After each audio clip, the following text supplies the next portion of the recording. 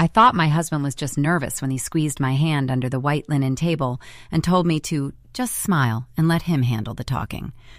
I had no idea that 10 minutes later, in front of 200 of his colleagues and investors, he would introduce me not as his wife, not as his partner, but as some orphan nobody he dragged up from nothing.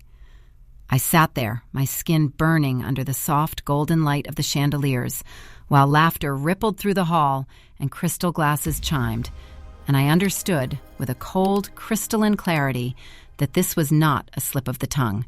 It was a deliberate performance. What he didn't know was that I had seen his performance coming weeks ago, and that waiting in the wings, hidden in the polished black shell of the banquet hall's projector, was my own.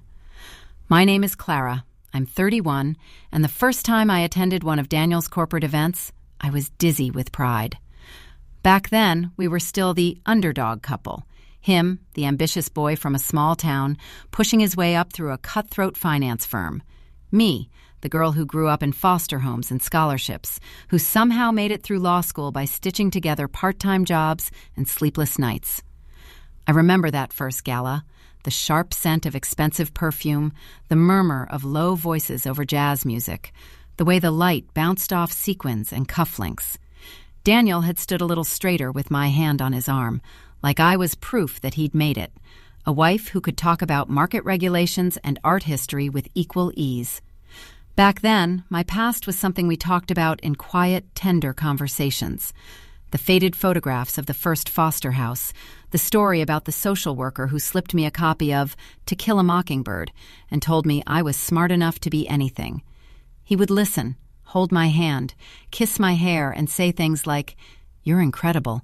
You built yourself out of nothing." I believed him. I believed us. As his career grew, the events multiplied. Dinners, networking cocktails, charity auctions. The banquet hall became a second home. Round tables draped in white, centerpieces that smelled of lilies and roses, the clink of cutlery on china. I learned to recognize the hierarchy by watching where people sat, who leaned toward whom, who waved down waiters with a flick of their fingers. I watched Daniel slide into that world like it had been waiting for him, his voice a little more confident each month, his suits a little sharper. At first, he introduced me warmly. "This is my wife, Clara. She's a lawyer. She keeps me honest." I'd smile, shake hands, field the usual questions about my work. Every now and then, someone would ask where I was from, and I'd offer a vague answer. A little bit of everywhere, steering the conversation towards school, cases, anything but the ache of a childhood I kept carefully folded away in a mental drawer. Then he got promoted. It was subtle at first. The jokes about my make-do upbringing started as private little jabs in the car on the way home. "You did great, considering you didn't grow up going to places like that," he'd say lightly, as if it were a compliment. Or, "You're still a bit rough around the edges, but that's part of your charm." I'd laugh it off, telling myself he was just teasing, that this was how couples joked. But the tone shifted. The teasing became correction. A hand on my wrist if I reached for the wrong fork first. A barely there wince if I pronounced a name differently than he did. Advice whispered through a smile. "Don't mention foster care tonight, okay? These people are old money. They don't get it." Each comment was small enough to dismiss on its own. Together, they began to feel like sandpaper, wearing something down inside me. I noticed how he talked about me when he thought I wasn't listening. Once, in a cluster of colleagues, I heard him laugh and say, "Clara's brilliant, but she gets emotional. Comes from her tough background. You know how it is." They chuckled, clinked glasses, nodded sagely as if tough background was a diagnosis. There was something in his tone, not pride, not respect, but a kind of ownership. Look at what I've managed, taking this girl and placing her in this world. The worst part wasn't his colleagues. It was his mother. Eleanor lived in a house that smelled perpetually of fresh flowers and old money, polished wood, beeswax, subtle perfume. She had the kind of face that had aged with precision rather than softness, every line curated. When I first met her, she'd taken my hands in hers, examined me with that cool, assessing gaze, and said, "Daniel didn't mention you were self-made." The pause before self-made said more than the word itself. Over dinners at her long, gleaming table, she would ask polite but piercing questions. "And your parents?" she'd inquire, passing the roasted vegetables. "What do they do?" "They died when I was little," I'd answer, smoothing the napkin on my lap to keep my hands busy. "I grew up in the system." Her eyes would soften just enough to look compassionate. "How tragic," she'd murmur. "Well, it's admirable that you've pulled yourself up. People like you usually don't end up in rooms like this." People like you. Daniel never contradicted her outright. Sometimes he'd squeeze my knee under the table, an unspoken, "Don't react." Sometimes he'd change the subject. He never said, "Mom, that's enough." He never said, "She's not people like you, she's my wife." The banquet where everything snapped took place in one of those downtown hotels where the marble lobby floors are so polished they reflect the chandeliers like a second, upside-down world. The charity of the night was something glossy and photogenic: childhood literacy, children in need. I remember thinking, bitterly, that 12-year-old me could have been one of the poster kids in the video loop playing near the registration table. The hall was a sensory overload of wealth and intention. Soft golden lighting, the low hum of a jazz trio in the corner, the scent of truffle oil and champagne mingling with cologne. Waiters in crisp black and white uniforms glided between tables, the silver trays in their hands catching the light. Eleanor sat at the head table, next to the CEO. Daniel and I were 2 seats down, within easy view of the stage and the massive screen hanging behind the podium. I had been there since early afternoon. Officially, I'd taken the day off to help Daniel with logistics. Unofficially, I had needed those empty, echoing hours in the hall to execute my own quiet plan. The projector hummed softly in its ceiling mount as a technician tested slides, beams of light cutting through the semi-darkness. I'd stood with the AV team, a binder in my hands, smile polite and professional. "We'll run your husband's slides first," the technician said. "The introduction, the sponsor logos, then the kids' video." "Perfect," I replied. My voice had sounded calm. I'd been surprised by that. "There's one last file, updated program for the closing remarks. I've already emailed it to you. It's under my name." He typed a few things, nodded. "Got it. We'll cue it when it's time." I thanked him, feeling my pulse drum steadily in my throat. Later, I walked through the empty rows of tables, running my fingers over the smooth white tablecloths, the cool glass of water goblets set just so. It was like walking through a theater before the show, knowing the script better than some of the actors. By the time the guests arrived, everything was in motion. Eleanor glided in, her perfume a subtle cloud of jasmine and something sharp underneath. She kissed Daniel's cheek, nodded at me, and settled into her place as if the chair had been carved with her in mind. Daniel looked immaculate in his tailored suit, cufflinks gleaming, hair smoothed back just so. When he'd seen me in my simple dark blue dress, he'd smiled approvingly. "You look the part," he'd said. "Just keep it polished tonight, okay? No heavy stories. People are here to feel good." By heavy stories, he meant my life. The evening unfolded in its predictable rhythm: cocktails, small talk, speeches. A video played showing grainy footage of children turning pages in overcrowded classrooms, intercut with glossy shots of executives visiting project sites. The room sighed and nodded and dabbed eyes at the right moments. Clinks of cutlery marked the transitions between courses. As the main course plates were cleared, the CEO stood up to speak. He was followed by a couple of board members. Then it was Daniel's turn. He had been chosen as the night's rising star, the young partner whose story would inspire donors to dig deeper. His story. He brushed his fingers against mine as he stood, a gesture that could have been affectionate if it hadn't felt so rehearsed. "Wish me luck," he murmured. "You won't need it," I said. My voice was steady. He smiled, mistaking my calm for support. He walked to the podium amid warm applause. The lighting shifted slightly, drawing focus to him. His voice, when it came through the speakers, was rich and confident, threaded with just the right amount of humility. He spoke about his childhood in a small town, about scholarships, about mentors who saw potential in him. He talked about working late nights, about grinding, about never forgetting where he came from. The room devoured it. People love the myth of the self-made man, especially when he's standing in a $1,000 suit. Then he pivoted. "I've been lucky," he said, glancing back at the screen where photos of him at various stages of his career flashed by. "Lucky to have people who believed in me. Lucky to have a firm that took a chance. And lucky to have a wife who, well, let's just say she didn't exactly come from the country club either." A ripple of polite laughter. My stomach clenched. He smiled down at me, the lights catching the edges of his teeth. "Clara's story is even more remarkable than mine," he went on. "She's an orphan, grew up with nothing. No family name, no inheritance, no safety net. Just a girl from nowhere, really."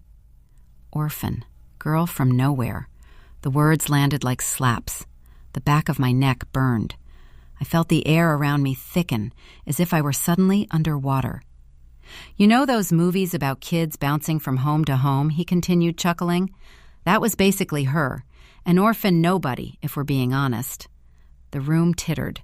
A few people shifted uncomfortably, but most smiled, waiting to see where he would go with it.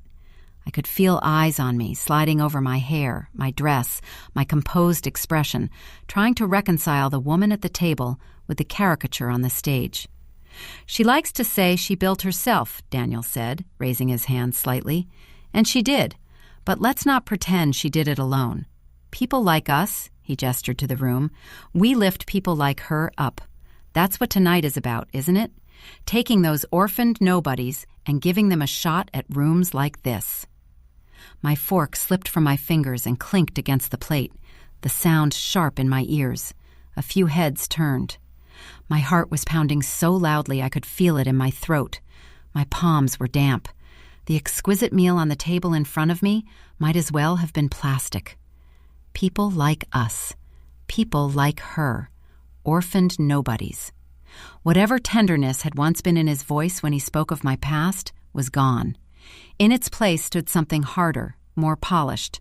A man using his wife's life as an anecdote, a prop to burnish his own image.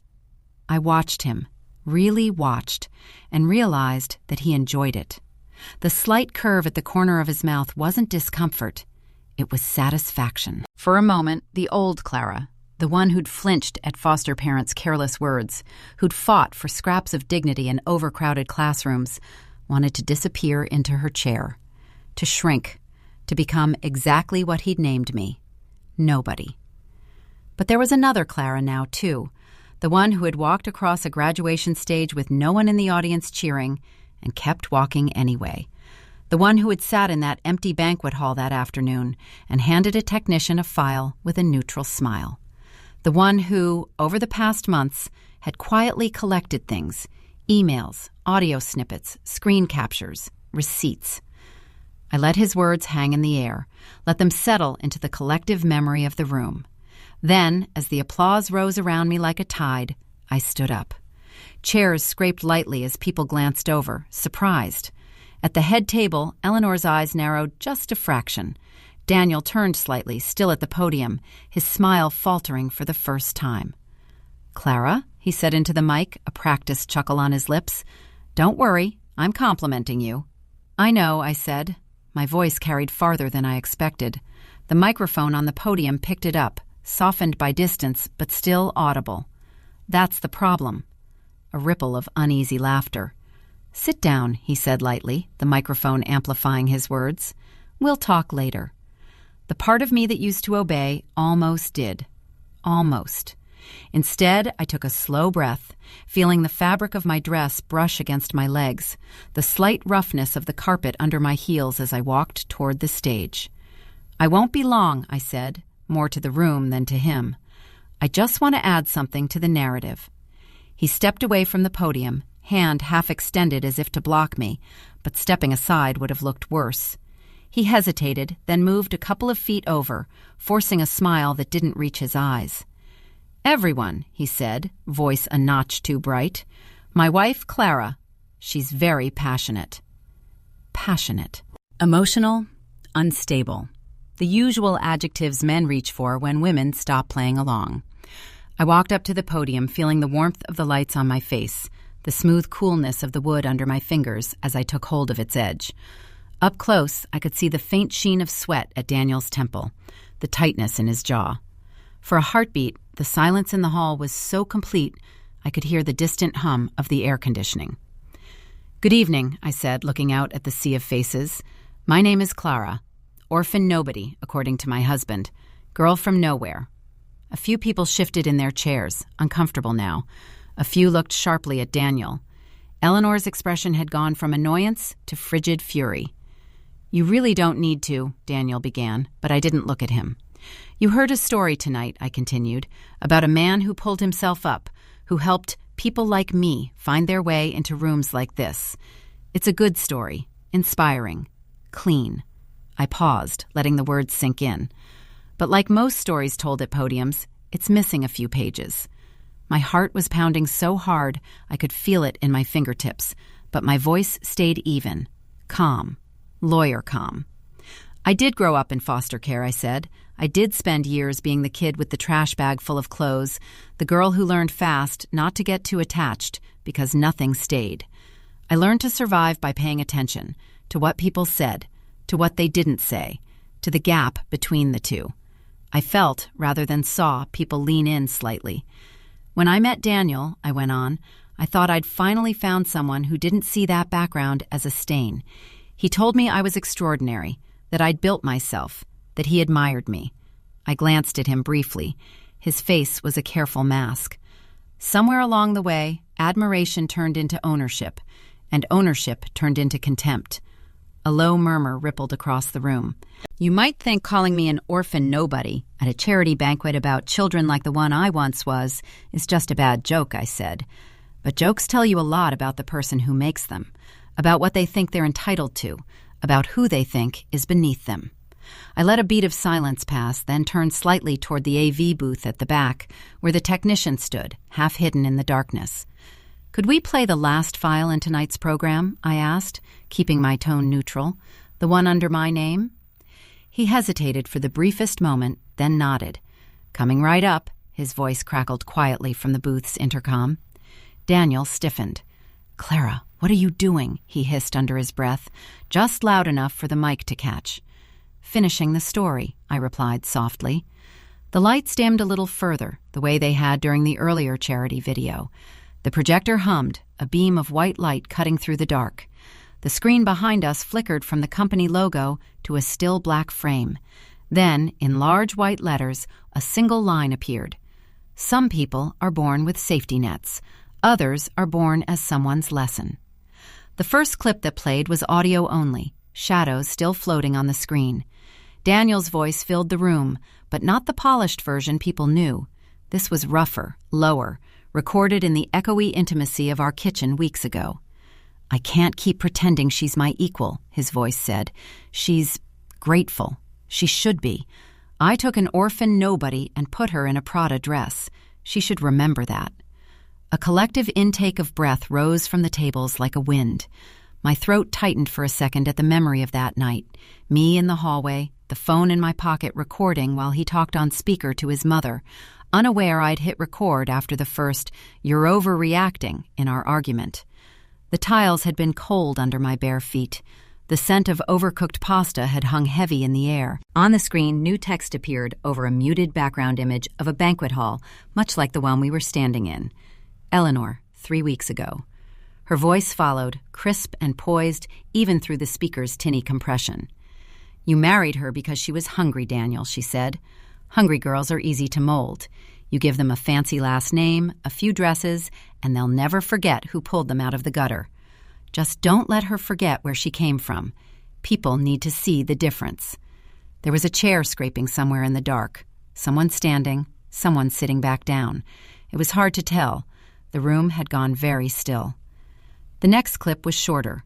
My own voice, small but steady, from a phone call with Daniel 2 days after that, when I'd confronted him about moving funds from our joint account.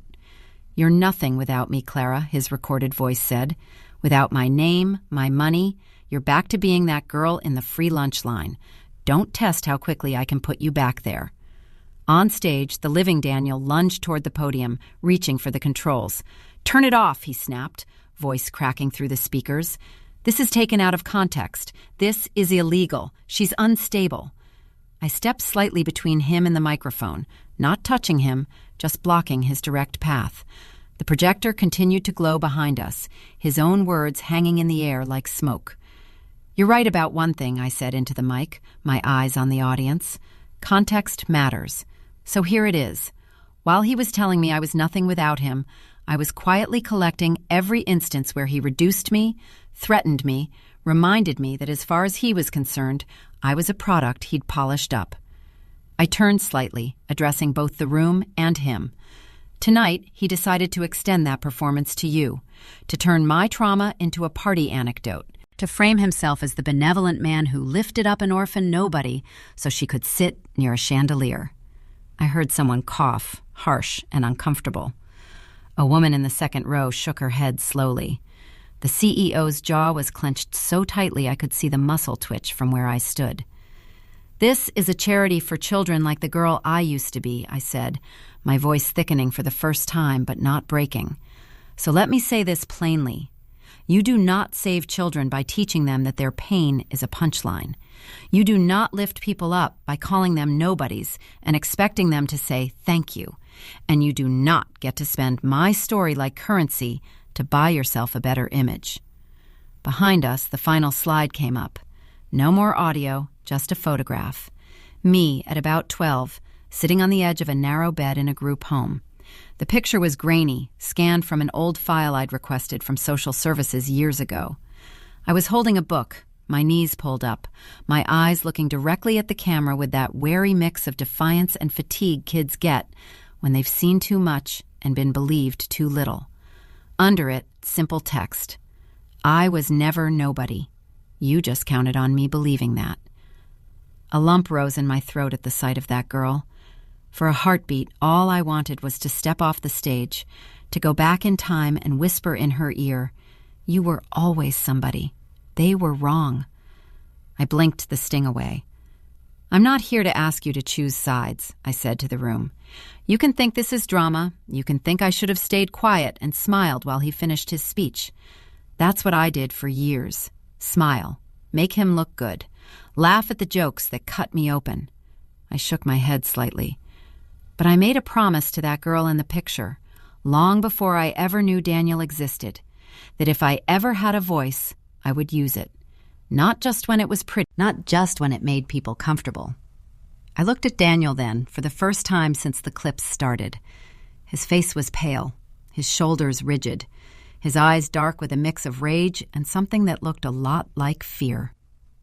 "You wanted a grateful orphan, Daniel," I said softly, but the microphone carried every word. "Someone who would spend the rest of her life proving she deserved your table. What you got was a woman who remembers exactly how it feels to have her dignity taken away, and who refuses to let you take it again, not in our kitchen and not on this stage." For a long, pulsing second, no one moved. Then someone at a back table, one of the junior associates, I realized distantly, began to clap. It was hesitant at first, then firmer. Another joined in, and another. It wasn't a thunderous, triumphant ovation. It was uneven, patchy, full of discomfort and uncertainty. But it was real. Daniel stared out at the audience, as if seeing them for the first time as something other than a sea of approving faces. He reached for the microphone with a shaking hand. "This," he started, his voice tight, "this is an ambush. She's been unstable for months. You can ask anyone. We're dealing with it privately. This is a breakdown." The irony almost made me laugh. "I recorded you because you told me again and again that no one would believe me," I said, turning slightly, "that your word would always matter more than mine, that I was just the girl you'd polished up enough to pass in these rooms. If that's a breakdown, then I'm glad to be breaking." I stepped away from the podium then. I didn't storm off the stage. I didn't collapse. I walked slowly and steadily back to our table, my hands no longer shaking. People parted slightly as I passed, some reaching out to touch my arm, others averting their eyes. Eleanor sat rigid, her hands clasped so tightly her knuckles were white. When I reached my chair, I didn't sit. I picked up my clutch, feeling the familiar weight of my phone inside. I glanced once at the glass of champagne in front of me, still half full, bubbles rising lazily to the surface. "You knew," I said quietly to Eleanor, not caring if anyone heard. "You knew what he was doing. You helped him." She looked up at me, her eyes blazing. "You ungrateful girl," she hissed, voice low enough that only the nearest table could hear. "After everything he gave you." "No," I said. The word felt like a door shutting. "I gave myself this life. He just thought he owned the deed." I turned and walked toward the exit, my heels clicking softly on the polished floor. Behind me, the murmurs rose and fell, voices overlapping. Questions, justifications, the beginning of whispered narratives that would swirl through that community for weeks. Outside the hall, the hotel corridor was cooler, quieter. The patterned carpet muffled my steps. I walked until I found a small alcove near the windows, where the city's lights stretched out below like a constellation of possibilities. My reflection in the glass looked strange and new, the same face, but with a different set to the jaw, a different light in the eyes. My phone buzzed. A message from a colleague, another from a friend who'd been at a table near the back. "Are you okay?" That was huge. "Proud of you." I exhaled slowly, feeling the tight band around my chest loosen for the first time in months. I knew this wasn't the end. There would be fallout, meetings, lawyers, PR spin from the firm. People would say I'd ruined his career or that I should have handled it privately. Others would say nothing at all, too afraid to pick a side. But there would also be a record now, not just his version of me, the orphan nobody he graciously lifted up, but mine, the woman who refused to stand silently while he cashed in her pain for applause. Weeks later, when the dust began to settle and my divorce lawyer slid a stack of signed documents across a conference room table, the paper felt oddly light in my hands. Daniel had fought at first, of course, but the recordings and the public spectacle had made certain arguments untenable. The firm quietly distanced itself. The board reevaluated his trajectory. He didn't fall all the way down, men like him rarely do, but the climb was no longer effortless. On a quiet evening in my new, much smaller apartment, the kind with thin walls and a view of nothing particularly glamorous, I unpacked a box labeled Old Life. At the bottom, wrapped in tissue paper, was the printed copy of that photograph from the projector. 12-year-old me on the narrow bed, the cheap blanket bunched up behind me, the book in my hands. I leaned it against a stack of law books on my shelf. I made a cup of tea, the cheap kind that still tasted like comfort, and sat on the couch, letting the steam curl up against my face. Outside, the city hummed, indifferent and alive. Inside, the air smelled faintly of cardboard and laundry detergent. I thought about that banquet, about the moment he said, "Orphan nobody," into a microphone, about the way the room had laughed because he'd given them permission to. I thought about the hush that followed when his own voice played back at him from the screen, about the little girl on the projector, sitting on that bed, unaware of all the rooms she would walk into one day. He had meant to make me small in front of everyone. He had meant to remind me, and them, that I should be grateful for his benevolence. Instead, he handed me the perfect stage to do the one thing he never expected: tell the truth, with evidence. At a banquet where my husband tried to rewrite my life as his charity project, I turned on the projector and handed the pen back to myself. And for the first time since I can remember, I didn't feel like an orphan in a room full of somebodies. I felt like the author.